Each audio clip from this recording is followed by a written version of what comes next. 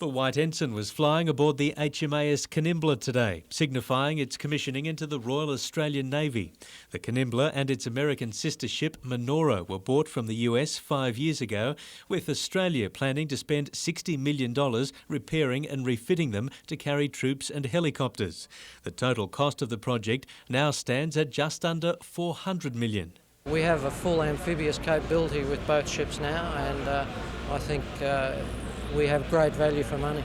The taxpayers should be very happy about that. The crew and their families were aboard for today's ceremony to see the ship handed over to the Navy by its repairers, Forjack Stockyard in Newcastle. While the ship was being repaired, some of the crew served on other vessels in East Timor and were honoured with active service medals. It is clearly the largest ship repair project ever undertaken in Australia. It's been done by Forjacks and it's been done in Newcastle, so we're very proud of that. And after such a huge budget blowout on this project, it now seems uncertain whether the Australian government will buy up other countries' surplus ships in the future. We had planned to do it recently, but it was decided that we wouldn't. So it's not up to me to decide that. It'll be up to our political masters to decide whether we go ahead and do this sort of thing again.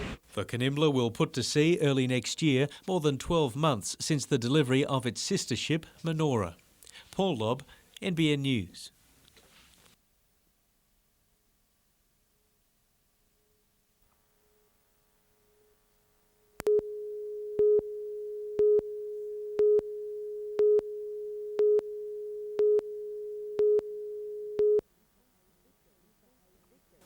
The victims are aged between 14 and 43 and had a sedative slipped into their drink at various Newcastle pubs and clubs.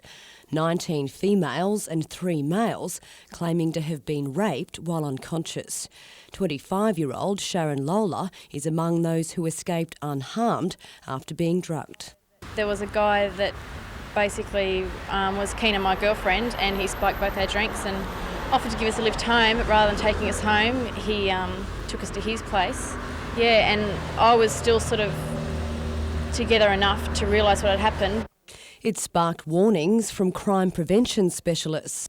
Ensure that they don't leave their drinks unattended. So if they're with a group of friends, I guess it's sort of almost like designated driver, you have designated drink watcher.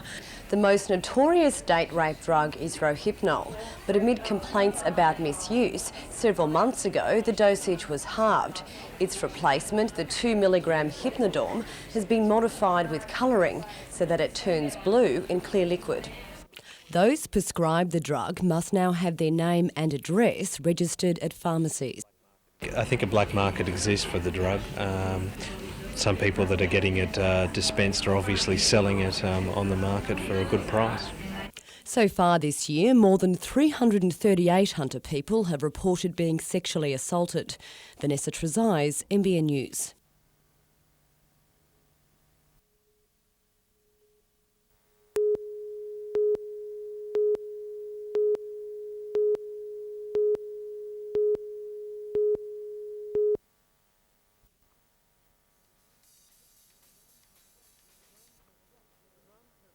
Drums have rocked Brendan O'Connor's world.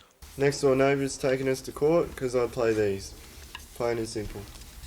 He doesn't like it and I don't play him that often, but it's too often for him. Sometimes it just drives him just about mad with the noise of it, you know. Sort of has a pierced drum noise and it just interferes with your normal lifestyle in your leisure time, you know. The Smiths took Brendan to court and it has limited his playing to 4 half-hour sessions between Monday and Saturday each week until the case resumes next year. It should never have got to this stage at all. It should have been stopped early in the piece, but look, I've been to the police, I've been to the council. Nobody seems to got the authority to sort of stop it. I don't play these to try and annoy people, I just do it because I like playing them. And I hope it maybe take me somewhere one of these days. The Smiths say the magistrate's deal could be a possible solution. The O'Connors hope for a compromise. I'd like my son to continue playing the drums because I love him and I think it's reasonable that we can enjoy our home too.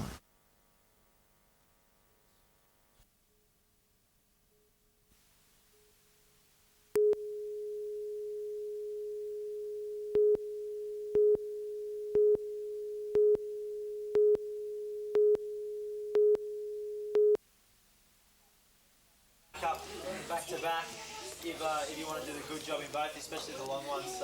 That's why I relay, 4x200 relay.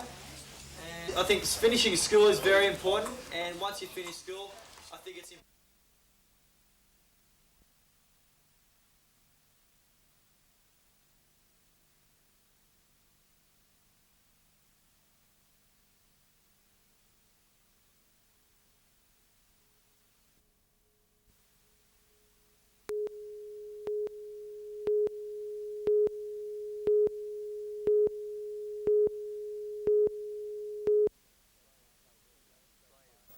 Australia has played 2 games so far in the World Cup with a win against England and a sometimes spiteful match, followed by a convincing win against Fiji yesterday morning. However, that match did produce something a few tipsters thought no one would see in the whole tournament, and that's a try being scored against the Aussies. Earlier in the week, the weather conditions were just terrible. Cyclonic winds and floods to the south and good old-fashioned snow for the boys up north where the Kangaroos are based there in Leeds. Luckily for the Australians, most of the week's training has been indoors, out of the harsh conditions. As an overall spectacle, the World Cup so far has been pretty good, with a lot of emerging league nations playing each other and performing at a higher level than most people expected. And their form will only improve, that's for sure. The Newcastle Knights are back into it, and new top-grade coach Mick Hagan must have thought he was still looking after the lower grades, with the squad looking more than youthful, to say the least. But with 8 senior faces from last year either retired, playing in England, or at the World Cup, it's pretty hard for Mick, but it'll remain that way until Christmas. Now, as you've already heard, South case to be reinstated in the NRL was dismissed. You saw the faces on the Rabbitoh supporters, and I think it's a reflection of most league fans, including myself. Justice Pinn described South case as strong, but still couldn't rule in their favour, which I find a little hard to understand. It's obvious the decision is a blow to the game, which is struggling to make up ground in key areas like the bush, administration and retaining their key players. But one thing is for sure, that South won't give up, and as long as they can find grounds for an appeal, they will do so. Back to you.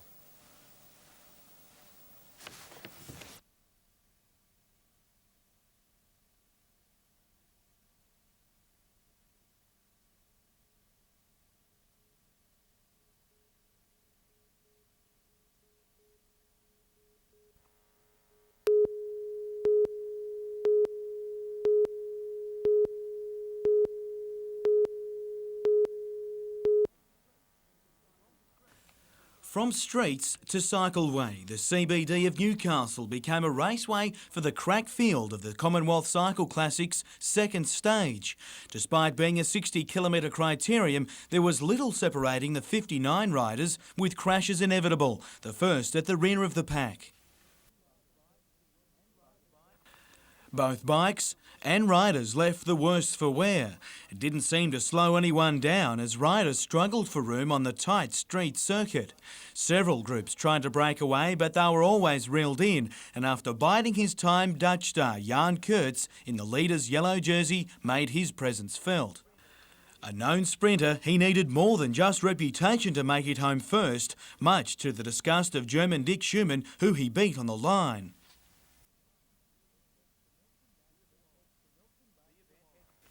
The event heads to Nelson Bay tomorrow.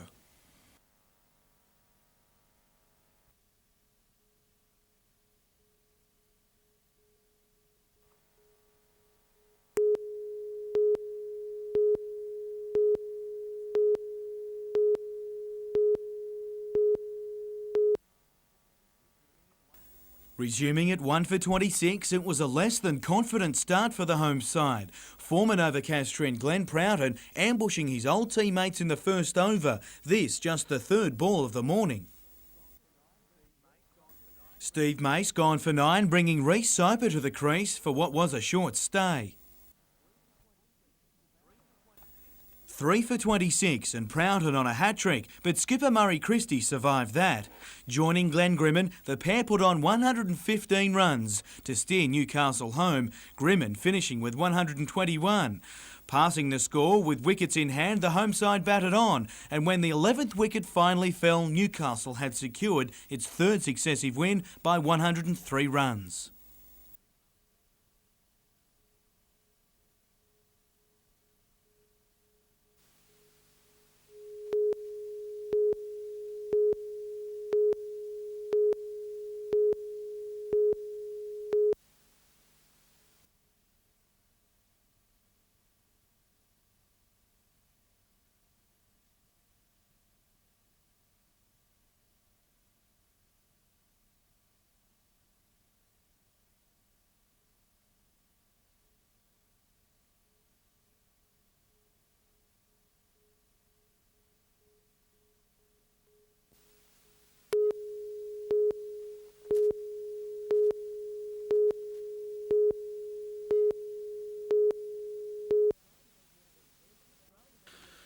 Australia has more than 7,000 accessible beaches, most of them beautiful, but all of them potentially dangerous. More than 10,000 people were rescued by surf life-saving patrols last year alone, and the volunteer organisation is ensuring its own survival by targeting young people to join its 30,000-strong junior surf life-saving movement.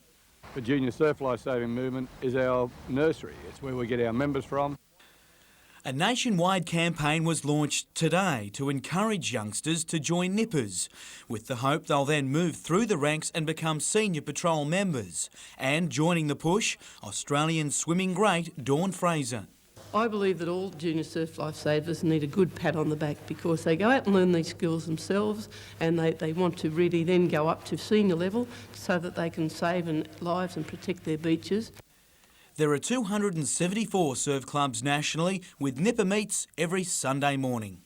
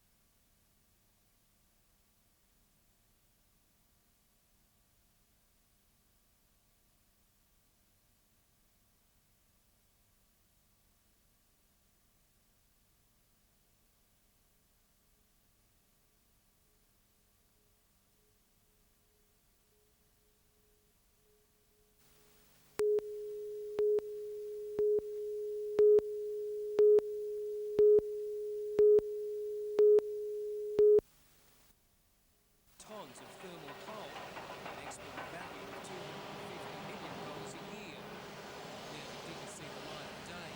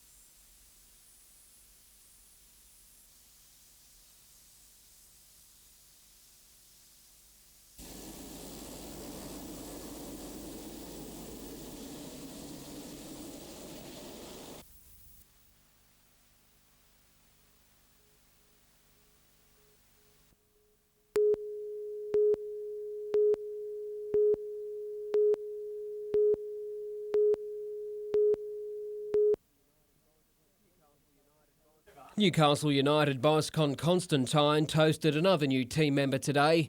James Estate Wines hopping on board as a cash and function sponsor. But without a win in 4 outings, the champagne is on ice. On Saturday night, United meet the informed Northern Spirit on neutral ground at Gosford's North Power Stadium. They haven't been too successful against us in the last 2 seasons, so our record speaks for itself against Spirit. Coach Lee Sterry will wait until tomorrow to announce his team. Striker Asala Massey is still a slim chance, while keeper Bob Catlin will be back after a sickening collision with defender Andy Roberts. Striker John Bonavolia remains goalless in 2000.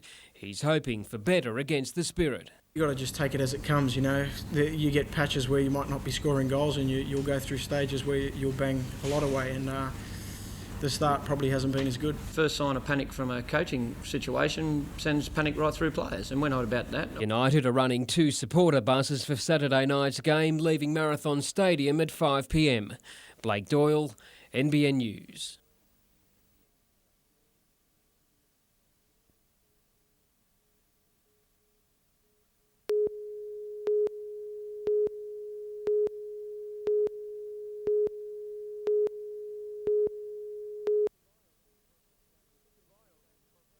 To buy all these confiscated CDs over the counter would set you back $25,000.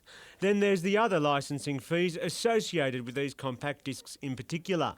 ARIA says they could be costing the music industry $500,000 a year. Police say a Maitland company was supplying 9 DJs with burnt CD copies. It was investigated by the Australian Recording Industry Association before police were called in yesterday. At this stage, the detectives with ARIA have recovered about 1,000 CDs, which we believe have been burnt, where they get the masters and they burn copies off, and we think for their own purposes.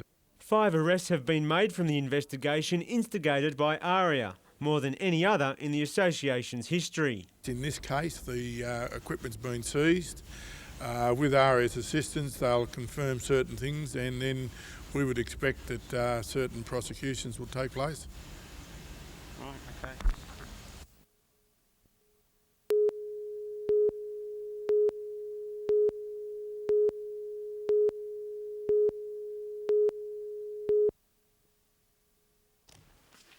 We found out on the Thursday.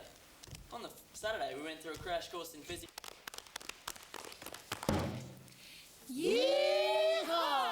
Potentially 1 in 25 of us carry the genes for cystic fibrosis, and I thought that was pretty shocking not to know much about it.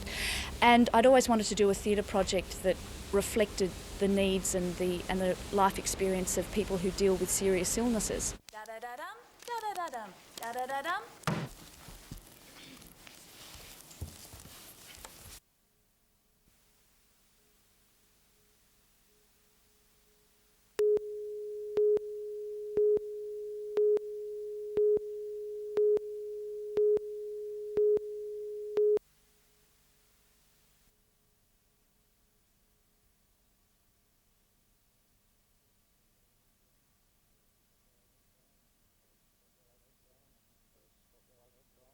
We stopped the blood from flowing and tried to help her, but there's nothing you could do.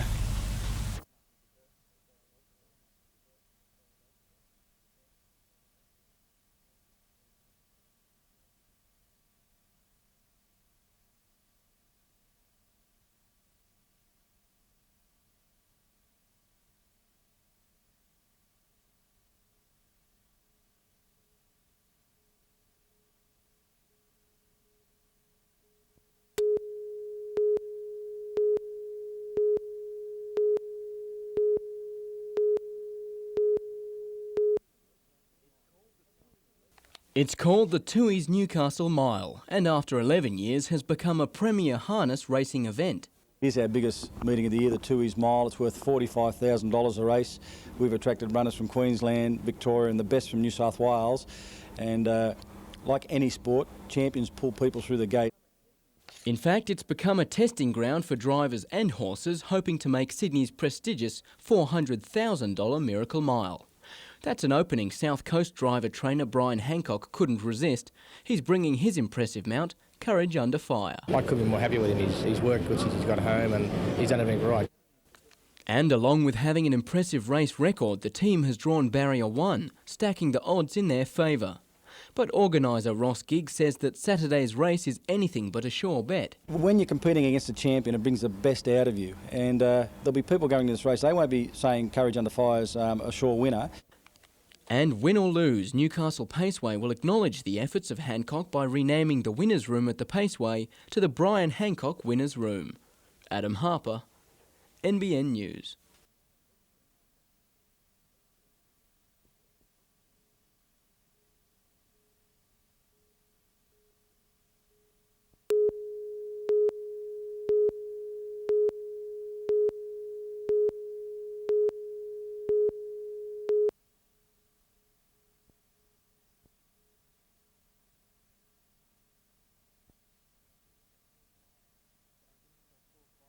Said I'll give myself 4 fights. If I haven't improved in 4 fights, I'll give the game away.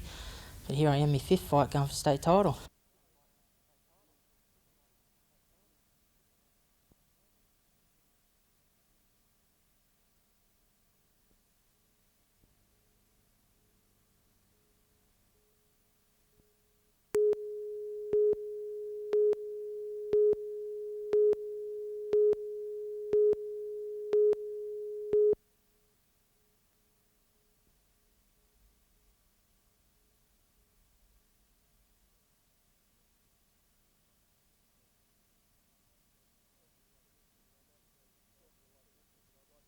certainly a lot different, but I'd like to grab some guys around 7 foot and put them in the pool and see how we go.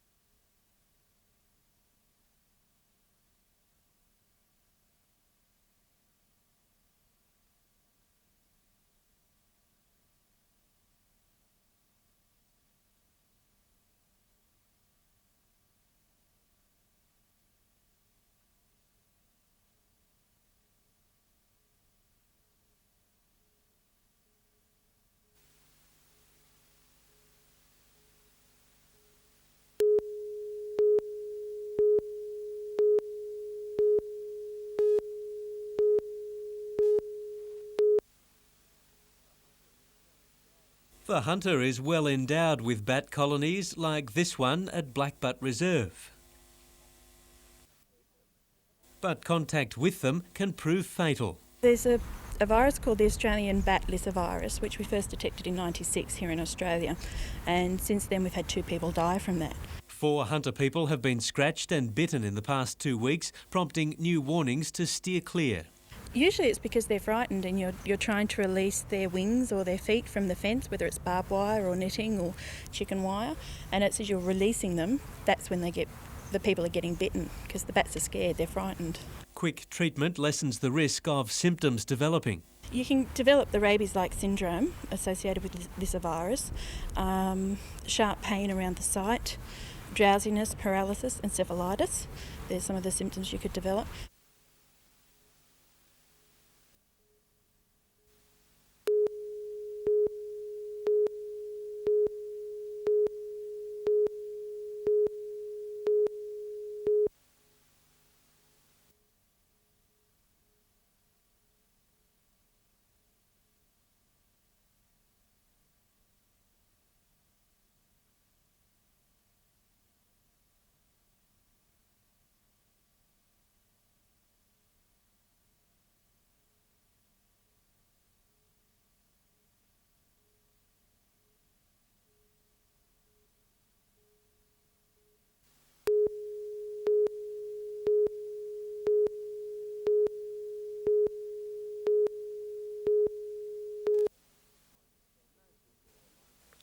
No footballer likes to find himself at the physio, but Asala Massi will have to get used to it. It's where he'll be almost every day for the best part of 2 months. Out for 6 weeks is, for me, I can't believe it. The striker's injury sustained in last Friday's clash with Parramatta is a worst-case scenario for United, with Andy Harper still sidelined and goals at a premium. But if Massi has his way, he'll be returning to the field sooner rather than later. I'm going to do everything I can to come back quicker than what the doctor said that I'm going to, 6 weeks, I think it's too long for. Lee Sterry named a 15-man squad to play the Northern Spirit this afternoon, with the final lineup to be announced on Saturday. But James Kemp looks set to make his top-grade debut. For the 19-year-old local, competing in the NSL will be the realisation of years of hard work. It's definitely going to be a huge sort of step up, and one I'm looking forward to, definitely. It's what you play for.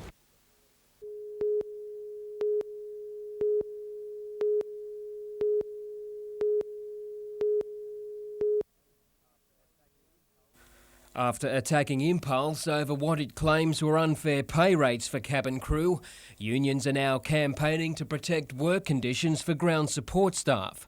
A handful of workers picketed outside Newcastle Airport today, claiming an airline services contractor employed by Impulse is seeking to pay Sydney Airport ground staff $50 less than the airline industry award. What we're asking Impulse to do, Impulse Airlines, is to talk to people that contract to it, and say they need to pay a fair day's wages for a fair day's work. The Transport Workers Union fears the same may happen to Newcastle Airport's baggage handlers, refuelers and cafeteria workers, who at the moment are paid award wages. They can then come and contract at other airports, such as here at Newcastle Airport, and could put people out of work as a result. Impulse Airlines claims the Sydney ground staff are paid well above the award and has described as disappointing the union's claims. Blake Doyle, NBN News.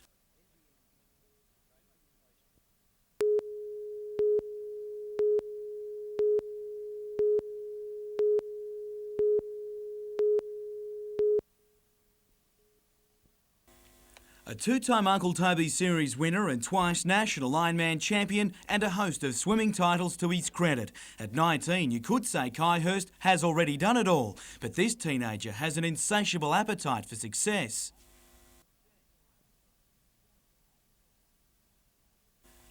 At 30, Guy Andrews has done it all, winning 3 series titles, but the Newcastle-born Ironman has a point to prove after a disappointing last few seasons. I've got some unfinished business. But the biggest threat will be hometown boy Josh Blair, who comes off a lead-up series win in Queensland in good form for the enduro-style event at Newcastle. No, I think Kai knows this. He's not going to have it easy on Sunday. Fellow Belmont Swansea clubby Carly Reid will take much of Blair's advice to make her debut in the Iron Women. Since I was a nipper, he's always been someone that's been there and at the top and always looked up to him and strived towards doing as well as he has. At just 15, Reid joins one of the youngest ever fields, which includes 3 14-year-olds. In contrast, series favourite and 2-time winner Reen Corbett is twice that age.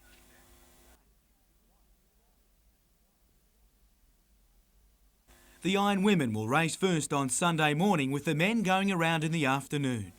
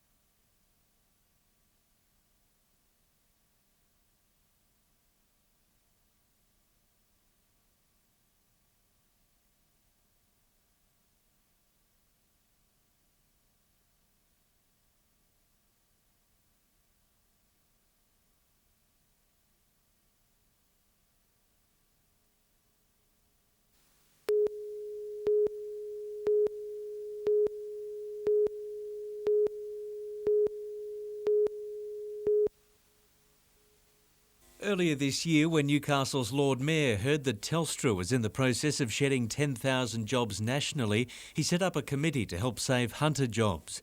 Today, the group was given all the right signals by Telstra's state manager. Newcastle will be a major call centre. It will be the headquarters of our service operations in New South Wales, and some of those involve staff increases. A significant presence in Newcastle for Telstra. Around 800 people are employed locally by the telecommunications giant, with some accepting recent offers of voluntary redundancy. The reductions in Newcastle have been less than the state average or the national average, and we've confirmed that Newcastle will be a centre for employment, continued employment in Australia for the time to come, and 5 or 10 years. The Lord Mayor is cautiously confident there'll be no major job cuts. That's not going to materialise if they do what they say they're going to do, and I'm confident that they will do that. Paul Lobb, NBN News.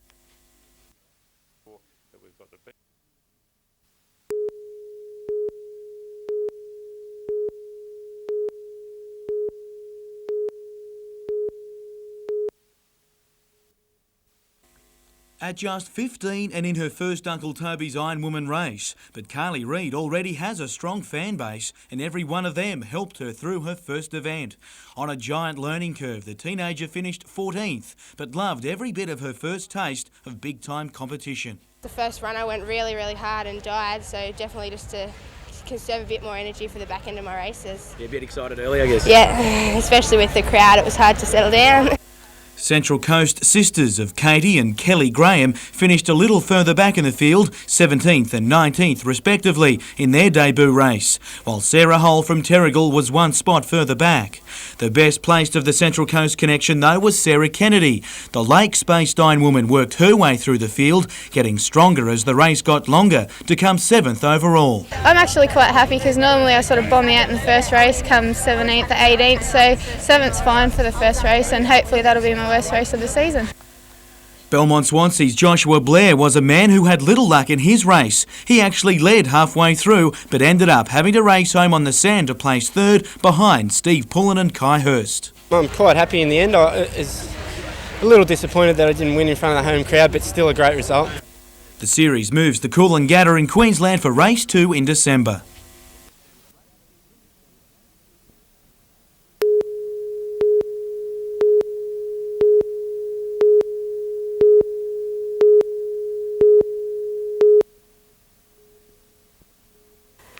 This building was used for maintenance for the Aberdare East Colliery until the site was decommissioned as a mine 14 years ago. It's since been leased by the Hunter Plant Operator Training School, but coal could soon make a welcome return. Ultra Clean Coal Energy is a subsidiary of White Mining Limited and, together with the CSIRO, has spent the past 15 years developing a way of removing ash from the coal and stripping away the minerals, thus producing a cleaner coal to generate electricity. We can get massive, very substantial reductions in greenhouse gas, up to 24% for the same amount of electricity generated when you compare it to conventional coal-fired power stations. Big benefits. UCC is hoping to establish its testing facility entirely within the building, while the CSIRO Division of Energy Technology will shift its office to the Steel River site. If Cessnock Council approves the plans, the centre could be operational by next September, creating 25 new jobs. The process brings a new skill and new technologies to the coal mining industry, and it also gives the coal-fired facilities around the valley and throughout the state the opportunity to reduce their greenhouse emissions by around about 10%. There's already a healthy interest from overseas in the ultra-clean coal process. The finished product from here could soon be firing turbine power stations in Japan. Catherine Turner, NBN News.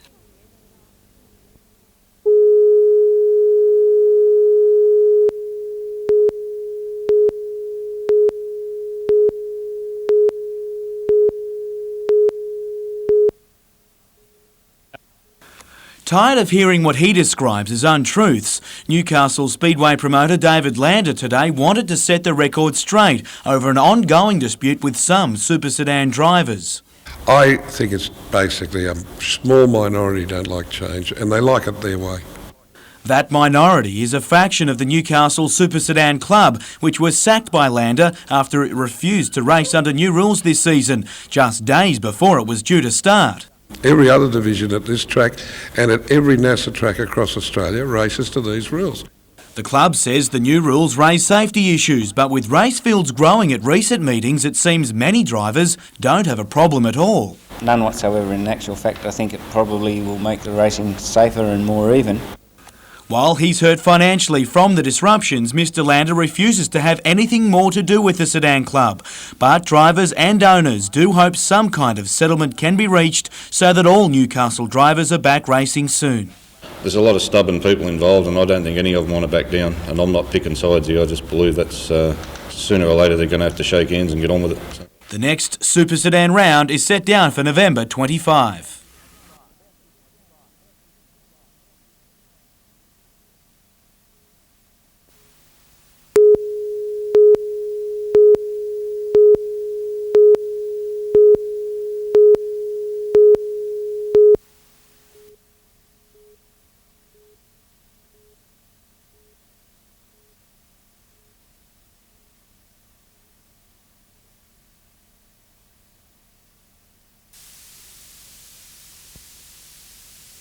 It's a revelation actually. My mum has this particular problem and at least I understand now a fair bit of her frustrations in not being able to see.